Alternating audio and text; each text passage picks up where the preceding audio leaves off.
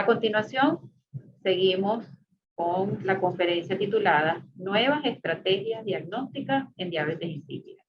Para ella nos va a acompañar el doctor Gustavo Hernández, egresado de la Universidad de los Andes y especialista de la clínica La Sagrada Familia en Maracay.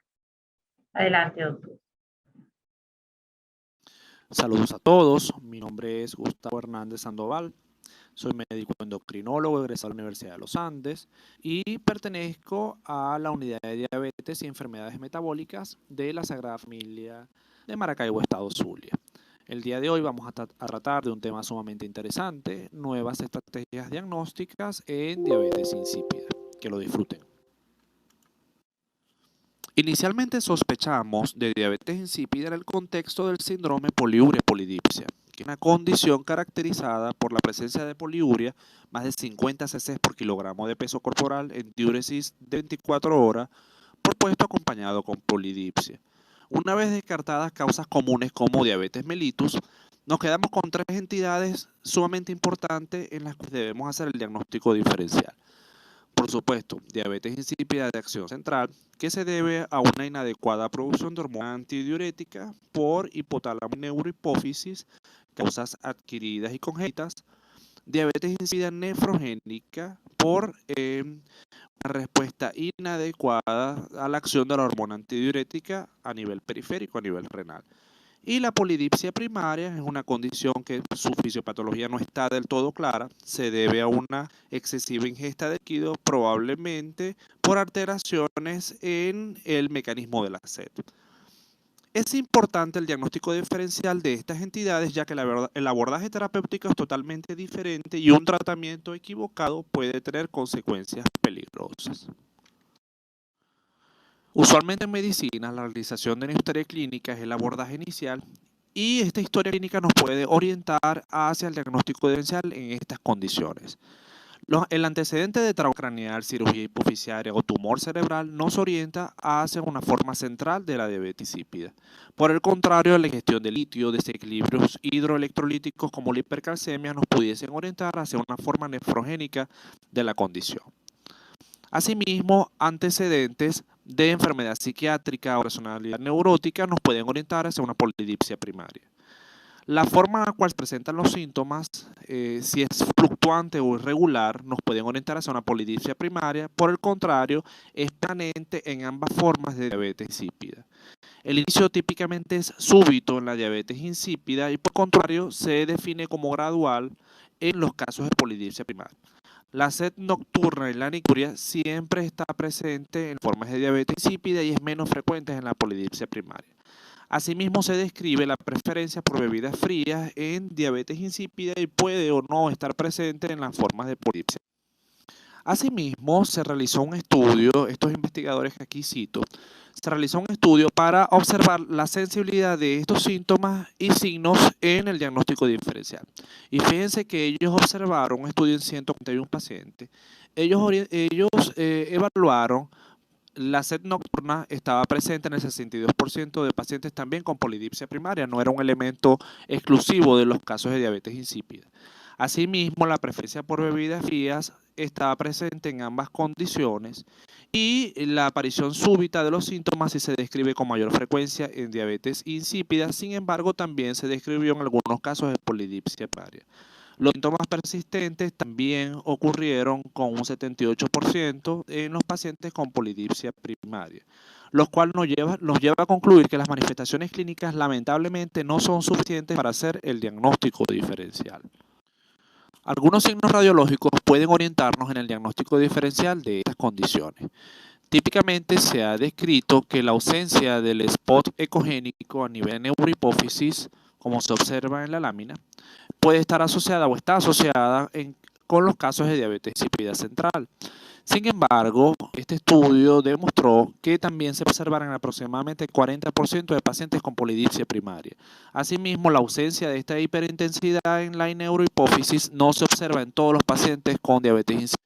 Pese a sus limitaciones, el método o el estándar para hacer el diagnóstico de diabetes insípida y en sus diversas variedades continúa siendo la prueba de deprivación hídrica. En esta se somete al paciente a un periodo prolongado de sed con la evaluación continua de ciertos parámetros como la osmolaridad urinaria. En un individuo sin patologías, observamos que durante la prueba, durante el periodo de sed, el paciente progresivamente va logrando concentración urinaria, aumentando de esta forma la osmolaridad urinaria hasta llegar a un máximo, que es el máximo de concentración renal. Tras la administración de desmopresina no se observan cambios en la osmolaridad urinaria de ese individuo, pues ya se logró la saturación del sistema. Esto pasa en un individuo en condiciones normales. En un paciente con diabetes insípida, el trastorno consiste en no lograr no lograr aumentar la osmolaridad urinaria a pesar del periodo prolongado de sed, y tras la administración de desmopresina, el paciente logra o aumenta su concentración urinaria más del 50%. Esta es la respuesta que se observa en un paciente con diabetes insípida central en el contexto de una prueba de deprivación hídrica. El paciente con la forma nefrogénica observamos que su respuesta es completamente plana. Él no logra en ningún momento un cambio significativo en su osmolaridad urinaria pese a la administración de desmopresina en la fase final de la prueba. En formas parciales, la respuesta es la siguiente. En formas parciales, el paciente logra cierto grado de osmolaridad urinaria, generalmente no rebasa los 800 milimoles por kilo, y tras la administración de desmopresina en un paciente con diabetes insípida central parcial, se logra cierta concentración urinaria, pero esta no supera el 9%, a diferencia de una forma central completa en donde la concentración urinaria tras la administración de desmopresina supera el 50%, el cambio supera el 50%. El paciente con una forma central parcial solo supera un porcentaje mayor al 9%.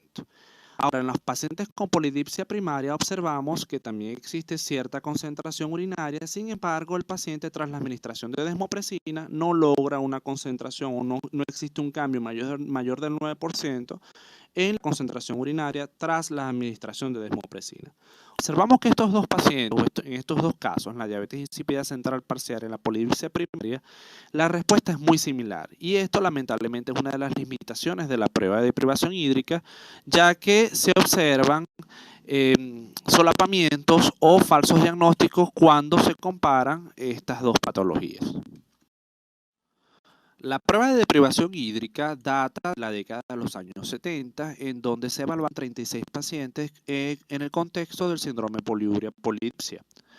Aquí logramos ver la base de datos de algunos elementos de esos pacientes. Fíjense que dentro de los criterios diagnósticos de polidipsia primaria, algunos de los pacientes lograron osmolaridad urinaria mayor a 800 miliosmoles por kilo, lo cual es compatible con una concentración urinaria prácticamente normal. Es un criterio de exclusión de un trastorno de este tipo. Y estos pacientes, asimismo, tras la administración de desmopresina, algunos de estos pacientes lograron una concentración urinaria mayor al 9% tras la administración de desmopresina, lo cual excluye el diagnóstico de polidipsia primaria. Y, por ejemplo, en los casos de diabetes insípida central parcial, algunos pacientes lograron concentraciones urinarias mayores al 50% tras la administración de desmopresina, lo cual es compatible con una forma central completa. Lo cual expresa que la prueba de deprivación hídrica tiene limitaciones, existe solapamiento entre los criterios diagnósticos sobre todo estas condiciones, y esto le sugiere que la prueba tiene una precisión diagnóstica del 70% y es especialmente mala en la detección o la diferenciación de polidipsia primaria frente a diabetes insípida central parcial, donde la precisión diagnóstica cae al 41% en este fenómeno de solapamiento. Además de ser una prueba, el fenómeno que explica esta limitación en la prueba de deprivación hídrica se conoce como el fenómeno de washout. No es más que la capacidad reducida o la dificultad en la concentración urinaria en pacientes poliúricos crónicos, por ejemplo, en pacientes con polidipsia primaria, que a pesar de tener un sistema íntegro con una adecuada capacidad de producir hormona antidiurética y una respuesta renal adecuada, estos pacientes tienen limitaciones en la concentración renal y es debido a que tienen una regulación a la baja de los portadores de aquaporina. Entonces esto limita que estos pacientes expresen una respuesta fisiológica, una respuesta normal a la prueba de... Para superar las limitaciones presentes en la prueba de privación hídrica, se planteó en la década de los 80 la determinación de los niveles de arginina vasopresina en la fase final de la prueba de privación hídrica. Para interpretar los resultados es necesario conocer la relación que existe entre la osmolaridad plasmática y los niveles de vasopresina sérica.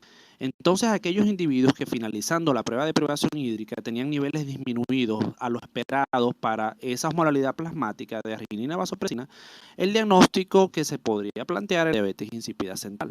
Asimismo, aquellos pacientes con niveles de vasopresinas aumentadas en el contexto de fase final, podría plantearse el diagnóstico de diabetes insípida nefrogénica.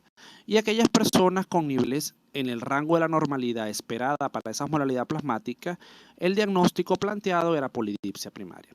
Lamentablemente, la determinación de arginina vasopresina presentó numerosas limitaciones técnicas, por lo cual nunca se convirtió en disponible comercialmente. Entre las limitaciones técnicas tenemos que la arginina vasopresina es una molécula de muy bajo peso molecular y una vida media muy corta, lo cual limita su medición sérica.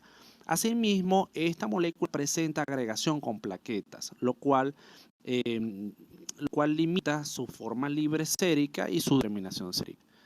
Asimismo, la duración de los inmunoensayos, la duración de la incubación con los anticuerpos era aproximadamente una semana. Teníamos los resultados de ese individuo una semana.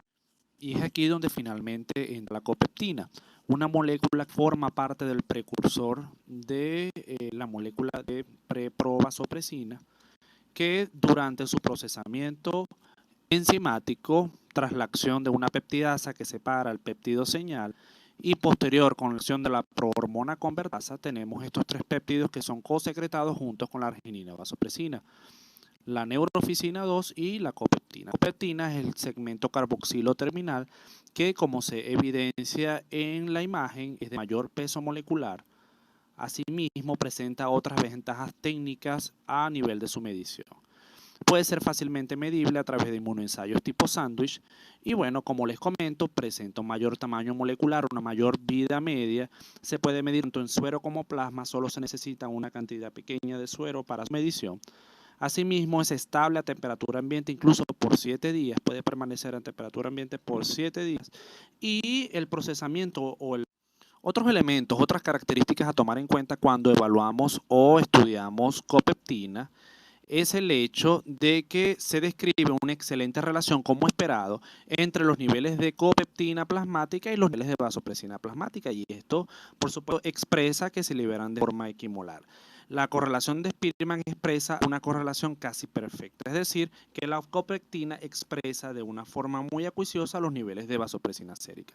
Pero más interesante aún es el hecho de que la relación entre la osmolaridad plasmática y estas moléculas. En rojo podemos observar que existe una mejor correlación entre la osmolaridad plasmática y los niveles de copeptina cuando se compara con los niveles de vasopresina sérica. Es decir, la copeptina es un mayor indicador o refleja con mayor acuiciosidad. En la siguiente gráfica podemos observar la utilidad de las determinaciones basales de copeptina en el diagnóstico diferencial de las entidades que cursa el síndrome polidipsia. Observamos que los pacientes con diabetes insípida nefrogénica, tanto parcial como completa, presentan niveles significativamente mayores de copeptina basal. De hecho, se estableció un punto de corte de 21.4 picomoles por litro que presenta una sensibilidad y especificidad del 100% en detectar formas nefrogénicas de diabetes insípida. Asimismo, observamos que las determinaciones basales no son útiles para el diagnóstico diferencial de diabetes insípida central y polidipsia primaria en vista a la superposición de los valores en estas condiciones. En este contexto, estos investigadores idearon el test de solución salina hipertónica, que consiste en la infusión corta continua de solución salina al 3% como estímulo osmótico para la secreción de arginina vasopresina y por consiguiente de copeptina. El test de solución salina hipertónica consiste o tiene el siguiente protocolo. Inicialmente se le administran al paciente 250 cc de solución salina al 3% en el lapso de 15 minutos. Y acto seguido se planifica una infusión a razón de 0,15 cc por kilogramo de peso corporal por minuto hasta que el sodio plasmático alcance el nivel de 150 milimoles por litro. En este momento se toma la determinación de copeptina y se prosigue la corrección de la hipernatremia o el estado de hiperosmolaridad plasmática. Esto se logra con la ingesta de agua libre en forma a libre demanda y posterior una infusión de glucosa al 5%, 500 cc, entre 40 y 60 minutos hasta que el nivel de sodio se normalice. Una vez ideada esta prueba, estos investigadores se propusieron la tarea de validar este test comparándolo con el test de privación hídrica clásica. Estudiaron 156 pacientes que fueron sometidos a ambas pruebas y evaluaron la sensibilidad diagnóstica de ambas técnicas. En esta gráfica podemos observar pacientes que fueron inicialmente sometidos a la prueba de privación hídrica con medición de niveles de copeptina y observamos la superposición ya referida entre los pacientes con polidipsia primaria y diabetes insípida central. Cuando estos pacientes fueron sometidos al test de solución salina hipertónica, observamos que el test de solución salina hipertónica es un estímulo osmótico mucho más potente, mucho más importante, y se observa, ya no se observa el fenómeno de superposición o se observa en una menor medida, siendo evidente la diferenciación entre los pacientes con polidipsia primaria, quienes elevan de forma importante los niveles de copeptina tras el test osmótico, versus los pacientes con diabetes insípida central que permanecen con niveles muy bajos de copeptina. Asimismo, cuando se hace la diferenciación en las condiciones, entre las condiciones centrales y parciales, observamos que en el test de privación hídrica se vuelve a observar el fenómeno de superposición sin lograr identificar o con una sensibilidad muy baja para la detección o la diferenciación de estas condiciones.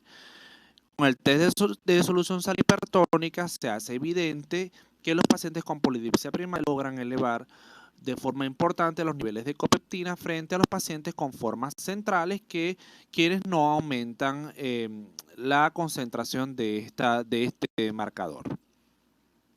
Todo esto le confiere al test de solución salina hipertónica una precisión diagnóstica del 96,5%. frente a la prueba clásica de derivación hídrica más la medición de copeptina, que tiene una precisión diagnóstica del 76,% significativamente menor. Se estableció un punto de corte de 4.9 picomoles por litro que tiene esta precisión diagnóstica. Ahora, cuando comparamos ambas pruebas en cuanto a sus características clínicas, fíjense que el test de solución salina hipertónica es un test corto de una duración de aproximadamente 3 horas frente a la duración de la prueba de privación hídrica de más de 17 horas en promedio. Los costos, por supuesto, el paciente sometido a solución salina hipertónica es un paciente que puede ser incluso manejado de forma ambulatoria frente al paciente hospitalizado típico del test de deprivación hídrica. Asimismo, esos pacientes fueron sometidos a ambos procedimientos, se les preguntó su preferencia respecto a alguna de las dos pruebas y el 62% prefirió la prueba de solución salina hipertónica versus el 38% que prefirió la prueba de privación hídrica, probablemente asociada al menor tiempo de la primera. Si bien es cierto, se describe una mayor preferencia de los pacientes evaluados en el estudio previo por el test de solución salina hipertónica, también evaluamos la presencia de efectos adversos o complicaciones durante ambos procedimientos. Y observamos lo siguiente. Observen que entre los pacientes con el test de solución salina hipertónica se observaron con mayor frecuencia ciertos efectos adversos en comparación con los pacientes sometidos al test de deprivación hídrica. Ambos grupos de pacientes, por supuesto, presentaron SET, que es buscada como estímulo osmótico para la secreción de hormona antidiurética. Sin embargo, los pacientes sometidos a solución salina hipertónica, la prueba corta, presentaron mayor frecuencia de vértigo, dolor de cabeza, náuseas y malestar, frente a aquellos sometidos al test de deprivación hídrica, lo cual establece que es la carga osmótica o el cambio brusco de natremia que se observa en los pacientes con solución salina hipertónica Es más brusca, valga la redundancia, y viene acompañada con efectos sobre todo a nivel del sistema nervioso central. Es decir, el test de solución salínica hipertónica, a pesar de ser una prueba mayormente preferida por los pacientes por su corta duración, se acompaña. Ahora, muy bien. En vista de los efectos adversos y los potenciales efectos adversos, como sobre todo a nivel del sistema nervioso central, potenciales y planteados en el caso de la solución salina hipertónica, de la infusión de la solución salina hipertónica en ese periodo corto, se han investigado diversos otros estímulos para la secreción de hormona antidiurética y por supuesto por consiguiente copeptina. Una de las moléculas estudiadas es la arginina. La arginina, como todos sabemos, estimula la secreción de varias hormonas hipofisiarias, de la adenohipófisis, como la hormona de crecimiento y prolactina. De hecho, forma parte de las pruebas estándar para una prueba dinámica para el estímulo de la secreción de hormona de crecimiento y está validada en infantes en donde se sospecha déficit de hormona de crecimiento. Se hipotetizó de esta forma que la infusión con arginina pudiese estimular la secreción de hormona antidiurética y por consiguiente de copeptina. Estos investigadores realizaron un estudio prospectivo en 100 adultos y niños saludables y en 95 pacientes con síndrome de poliuria y polidipsia y estudiaron básicamente el estímulo de la secreción de hormona antidiurética por la arginina. Ok, entonces en las siguientes gráficas vamos a observar los resultados del mencionado estudio. Fíjese que a nivel, en el gráfico de la izquierda, observamos la respuesta a la estimulación con arginina, la infusión con arginina de aproximadamente 0.5 gramos por kilogramo de peso en el lapso de 30 minutos, con medición a los 60 minutos de los niveles de copeptina. Observamos que en el caso de los adultos se logró prácticamente un estímulo que se observa sobre todo a los 60 minutos, cambios significativos con respecto al nivel basal. Asimismo, se observó en la población de niños sanos. A los 60 minutos de la infusión con arginina, se observó un cambio significativo con respecto a los niveles basales. De hecho, en los pacientes adultos se observó casi una duplicación de los niveles de copeptina con respecto al nivel basal y en el caso de los niños se observó un aumento de aproximadamente el 50% con respecto a los niveles previos. Eso en pacientes sanos. ¿Qué pasó en pacientes en el contexto del síndrome poliuria polidipsia? Aquí tenemos la respuesta. Fíjense, aquí tenemos los niveles de copeptina basal. En la línea roja se observan los pacientes con diabetes insípida central completa, donde no existió ningún cambio con respecto a la copeptina basal, no existe secreción de hormona antidiurética.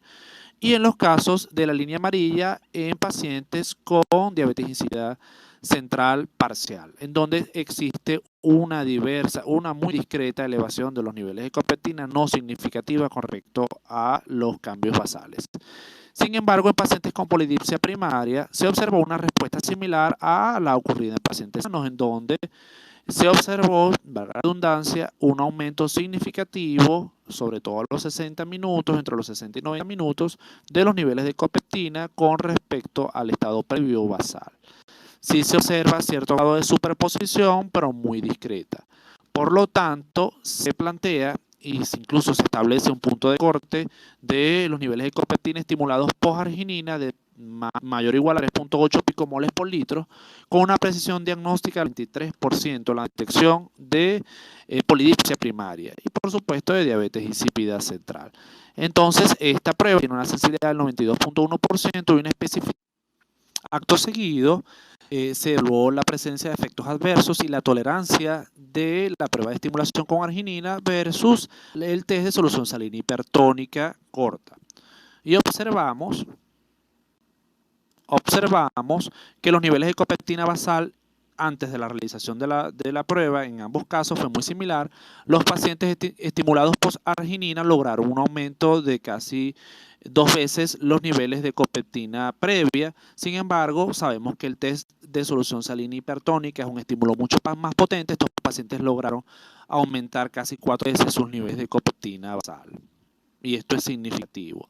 Fíjense que los niveles de sodio plasmáticos basales son muy similares, pero los pacientes que recibieron arginina no aumentaron su natremia de forma significativa versus a los pacientes que fueron sometidos al test de solución salina hipertónica, donde existe un cambio significativo. Y por supuesto, como el test de solución del test de arginina no necesitó o ameritó aumentar los niveles de natremia, pues no tiene efectos adversos centrales significativos. No se evidenció significativamente vértigo, cefalea o malestar general en estos pacientes. Fue un test con mayor tolerancia. Se observó náuseas porque sabemos que uno de los efectos adversos de la estimulación con arginina es la presencia de náuseas, que fue sin embargo menor que en los pacientes con infusión salina hipertónica. Entonces concluimos que es una prueba. En base a lo anterior, estos investigadores lograron validar un algoritmo de 2 pasos para el diagnóstico del síndrome poliuria polidipsia.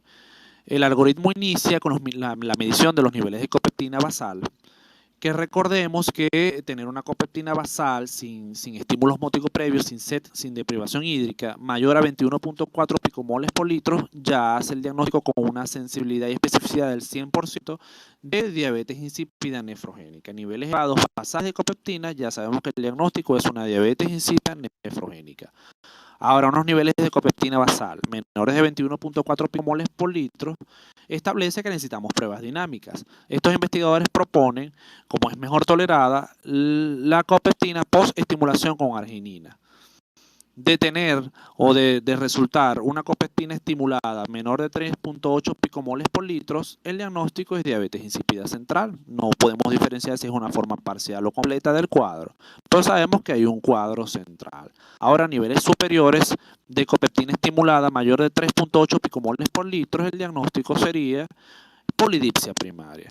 Ahora, para casos dudosos o poco claros, estos investigadores proponen el test de solución salina hipertónica con cloruro de sodio 3%, usando un punto de corte de 4.3 picomoles por litro, que sabemos que es un test que tiene una presión diagnóstica superior al test de arginina, pero está reservado por sus potenciales efectos adversos a casos poco claros.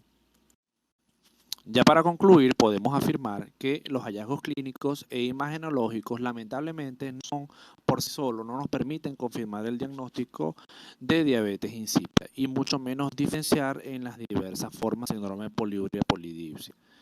La prueba de deprivación hídrica, el gold estándar usado desde hace muchos años, lamentablemente es una prueba poco precisa en la detección de formas parciales donde radica su principal limitación. No nos permite discriminar diabetes insípida central versus polidipsia primaria con una adecuada precisión diagnóstica. La determinación de copeptina a través de la prueba de sobrecarga salina hipertónica o tras la infusión con arginina aumenta de forma considerable la precisión diagnóstica. De hecho, se encuentra en proceso de validación para hacer el nuevo test gold estándar. Se continúan investigando nuevos estímulos, nuevas moléculas que pudiesen estimular la secreción de hormona antidiurética y por consiguiente de copeptinas que sean aplicables a la práctica clínica. Les comento que se está estudiando el efecto del glucagón y otras sustancias como estimulantes en la secreción de hormona antidiurética. Y por su atención, 1.000.000 de gracias.